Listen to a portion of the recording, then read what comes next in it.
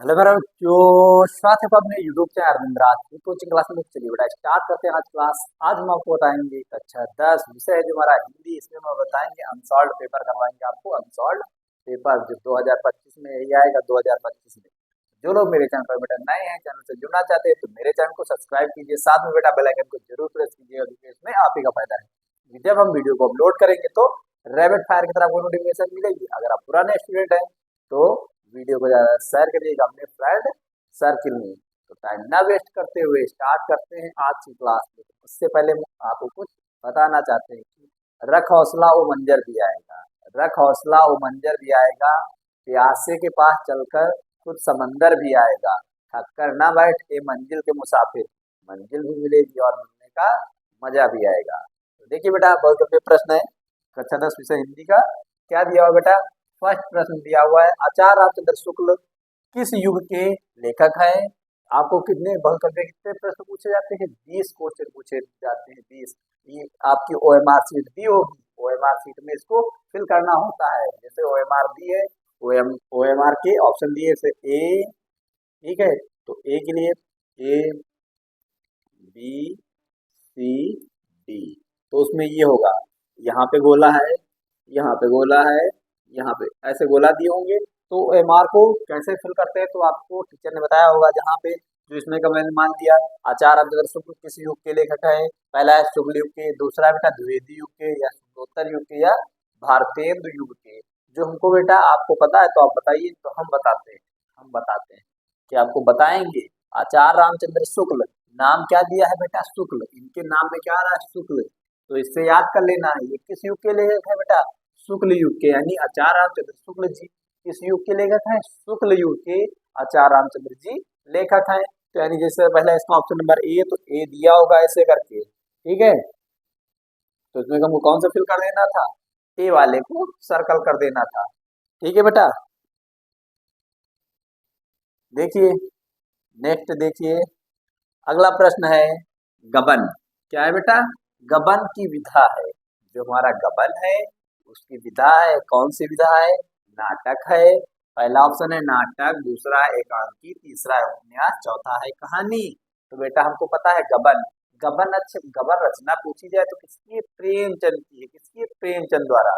गबन किसके द्वारा लिखा गया है? प्रेमचंद द्वारा, यानी गबन, ठीक है। गबन के जो लेखक है वो कौन है बेटा? प्रेमचंद है। कौन? प्रेमचंद। आपके दो क्वेश्चन मैंने बता दिए। पहला गबन के अगर लेखक पूछता है तो कौन है? प्रेमचंद्र। और ये क्या है? उपन्यास है। गबन क्या है हमारा? उपन्यास है। जो हमारा गबन है वो बेटा क्या है? तो उपन्यास है, ठीक है बेटा। गबन क्या है हमारा? उपन्यास है। तो यानी कौन सा ऑप्शन सही हो जाएगा? ऑप्शन नंबर सी इसका सही हो जाएगा। गबन की विधा है, गबन एक हमारा क्या है बेटा? उपन्यास है। अगला प्रश्न है कंकाल के लेखक हैं। कंकाल, तितली, इरावती, ठीक है, झरना, लहर, आंसू। तो सबको पता होगा बेटा जो कंकाल के लेखक हैं कौन है? मुंशी प्रेमचंद, या बी है Jaishankar Prasad, option number C है Nirala ji, option number D है रामचंद्र शुक्ल जी। तो जो सही इसका ऑप्शन हो जाएगा बेटा वो आपका क्या हो जाएगा? कंकाल के लेखक हैं जयशंकर प्रसाद जी। जयशंकर प्रसाद जी किसके? कंकाल जो रचना है उसके लेखक है जयशंकर प्रसाद जी। नेक्स्ट क्वेश्चन है कलम। कलम का सिपाही कृति है। कृति रचना है, क्या होता है? आपसे कृति पूछे तब भी वही चीज होती है, या रचना पूछे वो भी वही चीज ही होती है, यानी कृति। धर्मवीर, धर्मवीर की, अज्ञे की, जैनेन्द्र की, या अमृत राय की। तो ये बेटा बहुत बच्चा बच्चा जानता है।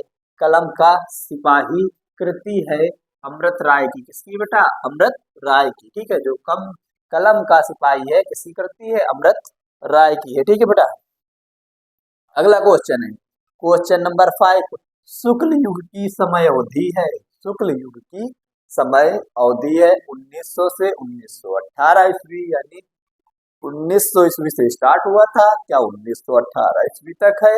या बी वाला है 1919 ईस्वी से 1938 ईस्वी तक, ऑप्शन नंबर सी है 1936 ईस्वी से 1943 ईस्वी तक, ऑप्शन नंबर डी है 1850 से 1900 तक। तो जो इसका सही बेटा ऑप्शन है जो शुक्ल युग की समय अवधि है 1919 से 1938 तक है। कहाँ है बेटा?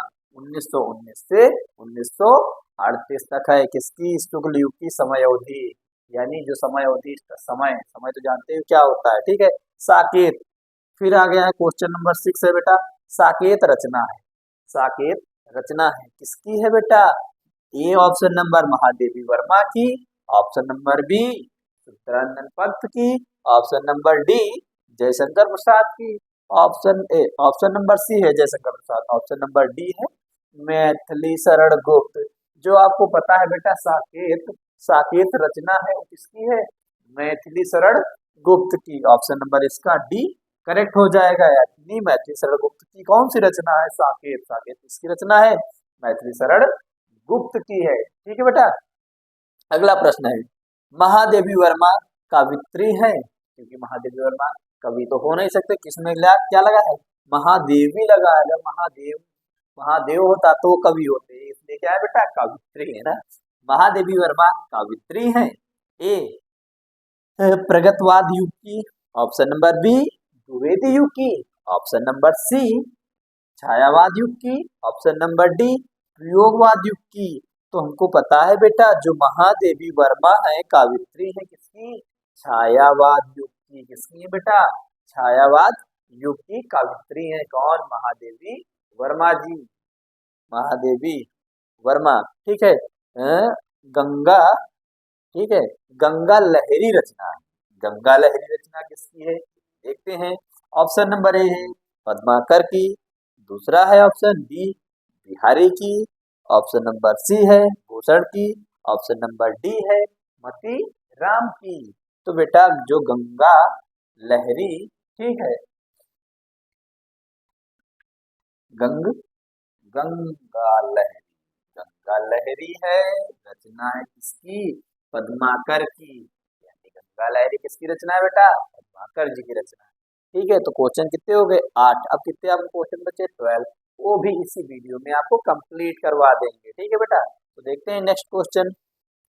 तो अगले प्रश्न की है बारी, नहीं करेंगे इसके साथ कोई यारी, तो कमेंट में लिख देना है जय महाकाल, जल्दी से लग जा, सवाल नहीं जल्दी से हो जा, क्वेश्चन लिखिए, मैथ नहीं बेटा। ठीक है। नेक्स्ट देखते हैं बात। अगला प्रश्न क्या है? देखिए 8 तक बताया, फिर इसमें प्रश्न नंबर 9 से, 9 से स्टार्ट है। कहाँ से? प्रश्न नंबर 9 से। चलिए पहले तो इसका हम ले लेते हैं, इसको छोटा कर लेते हैं, क्रॉप कर लेते हैं। क्या कर लेते हैं बेटा? इसको क्रॉप करके लगा देते हैं अच्छे से।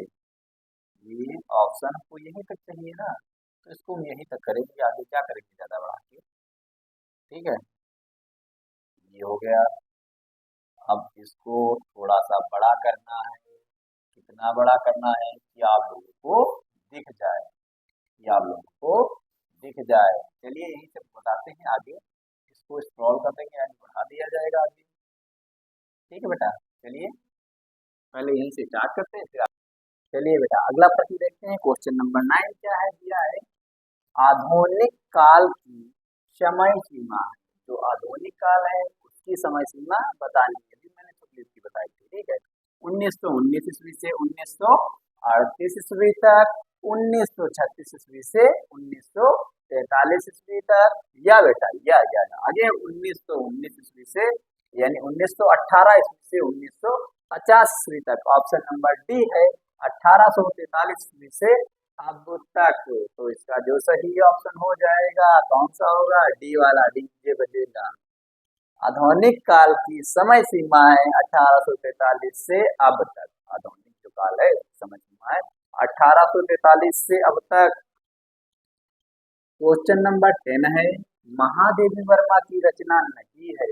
महादेवी वर्मा की रचना नहीं है, ये बताना है बेटा। देखिए निहार हमको पता है ये है, फिर सांध्य गीत ये भी है, युगान ये नहीं है, दीपशिखा तो है बट ये नहीं है। ऑप्शन नंबर सी, यानी इसका ऑप्शन नंबर कौन सही हो जाएगा? सी। ये क्या है? महादेवी वर्मा की रचना नहीं है। ठीक, तो 3 याद कर लीजिए, निहार, सांध्य गीत, दीपशिखा आए। तो महादेवी वर्मा की रचना लिखनी है, वो पता है, निहार, सांध्य गीत और दीपशिखा। आगे बेटा है क्वेश्चन नंबर 11 है हास्य रस का स्थायी भाव होता है जिसमें हंसते हो वहां पे होता है हास्य रस। जैसे बुरे समय को देख कर गंदे तो क्यों रोए किसी भी हालत में तेरा बांका हो। ठीक है तो उसमें क्या आती है बेटा हंसी आती है। शंकर भगवान का विवाह का याद है जो लिखा है शीश पर गंगा से भुजन भुजंगा से हाथ को गंगा भयो नंगा के विवाह। ठीक है तो वहां पे क्या आती है हंसी आती है। हाथ रस का स्थायी भाव क्या होता है हाथ। ठीक है न रति होता है न निर्वेद होता है न विस्मय होता है। जिसका सही ऑप्शन नंबर है बी हो जाएगा हास्य हो जाएगा। आगे है बेटा पीपल पात सरिस मंडोला पंक्ति में अलंकार है। क्या कह रहे हैं पीपल पात सरिस मंडोला। यहाँ पर जो पीपल के पत्ते हैं बेटा उनकी तुलना कहते हैं मन से की गई है। किससे की गई है मन से की गई है। तो आपको पता होगा तुलना किसमें की जाती है रूपक में उपमा में उत्प्रेक्षा में या अनुप्रास में। तो तुलना किसमें की जाती है उपमा अलंकार में। किसमें बेटा उपमा यानी पीपल पास सरिस मंडोला पंक्ति में अलंकार है उपमा अलंकार है। कौन सा बेटा उपमा अलंकार है। ठीक है सोरठा छंद में चरण होते हैं। सोरठा और दोहा चरण होते हैं चार। कितने चरण होते हैं चार चरण होते हैं। आपको पता है सोरठा पहले और तीसरे चरण में 11-11 मात्राएं दूसरे और चौथे चरण में 13-13 मात्राएं होती हैं। ये क्या होती है सोरठा की परिभाषा होती है। इसका मतलब सोरठा में बेटा कितने चरण होते हैं चार चरण होते हैं। ना दो होते हैं ना तीन होते हैं ना एक होते हैं। कितने चरण होते हैं चार चरण होते हैं। ठीक है ये दोहे का उल्टा सोरठा कहलाता है। उपदेश शब्द में उपयुक्त उपसर्ग है उपदेश जो पहले लगता है उससे क्या कहते हैं उपसर्ग। जो बाद में लगता है उससे प्रत्यय कहते हैं। ठीक है तो पहले इसमें क्या लगा ऊ से बनेगा आ से बनेगा उप से बनेगा अन से बनेगा। तो उपदेश किससे बनेगा उप से बनेगा उप से बनेगा। किससे बेटा ऑप्शन नंबर इसका सी वाला सही हो जाएगा। क्वेश्चन नंबर है 15 यानी 15। क्वेश्चन नंबर दिया है 15 तो किस विभक्ति और वचन का रूप है तो द्वितीय विभक्ति एक वचन तृतीय विभक्ति बहुवचन या चतुर्थी यानी चतुर्थी। ठीक है तृतीय विभक्ति मतलब विभक्ति बतानी है और उसका वचन बताना है। तृतीय विभक्ति है या तृतीय लिखा है बहुवचन होगा या चतुर्थी चतुर्थी चतुर्थ को चतुर्थी बहुवचन या सप्तमी एक वचन। तो बेटा हमको पता है जो त्वयी है वो सप्तमी एक वचन है। क्या होगा सप्तमी विभक्ति। कौन सी विभक्ति है इसमें सप्तमी किस विभक्ति विभक्ति मतलब पहली है द्वितीय है तृतीय है चतुर्थ है। तो कौन सी विभक्ति बेटा सप्तमी। वचन कैसा होगा एक वचन है। वचन कैसा है बेटा एक वचन। क्वेश्चन नंबर 16 है हानि लाभ में समास है। थोड़ी सी हमको बेटा पेपर नहीं कर पाए तो क्या हो गई हानि हो गई। और इसमें लाभ कौन सा होता है हानि और लाभ में बेटा समास कौन सा है द्वंद्व समास कर्मधारय समास या द्विगु समास या बहुब्रीहि समास। तो इसमें जो सही आंसर हो जाएगा हानि लाभ में द्वंद्व समास होता है। बेटा क्या हो जाएगा द्वंद्व समास होता है। क्वेश्चन नंबर 16 पे आ जाते हैं मछली का पर्यायवाची है जो बहुत से लोग खाते हैं मछली। ठीक है द्विज मीन रसना या ये क्या है मूढ़ मूढ़ मूढ़। ठीक है तो जो बेटा हमको पता है मछली मीन मीन बोलते हैं मीन क्या बी मछली का पर्यायवाची क्या है मीन होगा। क्या होगा बेटा मछली का पर्यायवाची मीन है। आगे है प्रश्न नंबर 18 रचना के आधार पर वाक्य के भेद हैं। जो रचनाएं की जाती हैं उनके आधार पर वाक्य के कितने भेद हैं 2 3 4 5। तो ऑप्शन नंबर क्या कहते हैं 3 शुभ होता है 3 या 5। लेकिन इसमें कितने होते हैं बच्चा रचना के आधार पर वाक्य 3 वाक्य कितने भेद हैं 3 भेद हैं। कितने बेटा 3 भेद हैं। क्वेश्चन नंबर 19 पे आ जाते हैं। उससे पहले इसको हम क्या कर लेते थोड़ा सा ऊपर करें ताकि हम लोग को दिखने लगे। ठीक है ये कहिए अब दिख रहा होगा वो तो क्वेश्चन हो ही गए हुए हैं। ठीक है बेटा देखिए क्वेश्चन नंबर 19 वाच्य के विषम में कौन सी बात सही नहीं है। वाच्य के विषय में कौन सी बात सही नहीं कही गई है। तो पहला कृतवाच्य में, कृतवाच्य में अकर्मक सकर्मक दोनों क्रियाओं का प्रयोग होता है। क्या ये बात नहीं सही है? अगली बात कही है क्रमवाचय में क्रिया सदैव सकर्मक होती है। सकर्मक या ऑप्शन नंबर सी है भाववाच्य की क्रिया अकर्मक अन्य पुरुष पुल्लिंग एकवचन होती है। या ऑप्शन नंबर डी है वाच्य कभी परिवर्तित नहीं होता है। तो ऑप्शन नंबर डी सही हो जाएगा, वाच्य कभी परिवर्तित नहीं होता है। ठीक है, वाच्य कभी परिवर्तित नहीं होता है। ठीक है बेटा, ऑप्शन नंबर कौन सा? डी सही हो जाएगा। क्वेश्चन नंबर 20 है अचानक वर्षा होने लगी रेखांकित पद का परिचय है। कौन सा परिचय है? कलावाचक क्रिया विशेषण, कलावाचक क्रिया विशेषण, होने लगी क्रिया की विशेषता।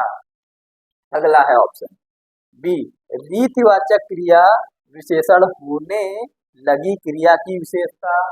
या ऑप्शन नंबर डी है स्थानवाचक क्रिया विशेषण होने लगी क्रिया की विशेषता। ऑप्शन नंबर डी है परिमाणवाचक क्रिया विशेषण होने लगी क्रिया की विशेषता। तो सही ऑप्शन है ऑप्शन नंबर बी रीतवाचक। क्या हो जाएगा? रीतवाचक क्रिया विशेषण होने लगी क्रिया की विशेषता। तो आज के लिए बेटा इतना ही। अगर ये मेरी क्लास अच्छी लगी तो वीडियो को लाइक कीजिएगा, अगर आप चैनल पहली बार आए हैं तो सब्सक्राइब कीजिएगा, साथ में कमेंट करके जरूर बताएं आपको वीडियो कैसी लगी। तो बेटा मिलते हैं नेक्स्ट क्लास में। वीडियो देखने के लिए धन्यवाद। Thanks for watching this video.